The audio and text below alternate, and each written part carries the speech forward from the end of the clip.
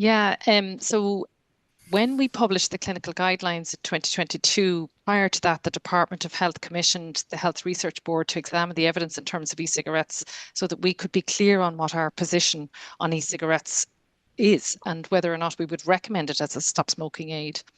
And they found that e-cigarettes were no more helpful than licensed stop smoking medication. There was a question in there as well. So it's kind of a challenging one because for some individuals, e-cigarettes have helped them. And I personally know people who have quit using an e-cigarette. But at a population level, it hasn't actually helped. And in fact, we've done a study where we've looked at the data for the last 8 to 10 years, and we have found that dual use is now more common. Quitting intentionality is now um, waned. So historically, people who took up e-cigarettes were doing so with the intention of quitting, but now they're actually doing both. So they're smoking and they're vaping. So they have the inside fag and the outside fag, and actually taking on more nicotine and are more heavily addicted, and that's really challenging for them in terms of cessation.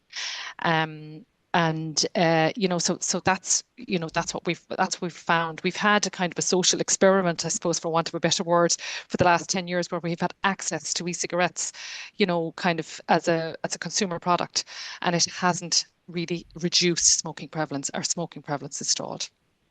There was another question just I might address before we move on, is just around why do we recommend nicotine replacement therapy if nicotine in and of itself can cause harm?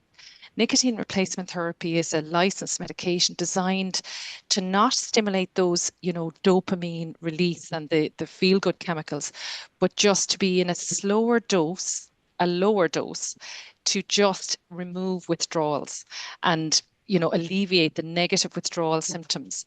So it's designed in a different way, and it's designed to be used for only 12 weeks in a reducing dose over that 3-month period. So it's not designed to stimulate and re-stimulate that reward pathway. So that's why there's a difference between licensed nicotine replacement therapy and nicotine that's in an e-cigarette or a pouch. The method of delivery, and it's more concentrated in unlicensed products. So just to explain that.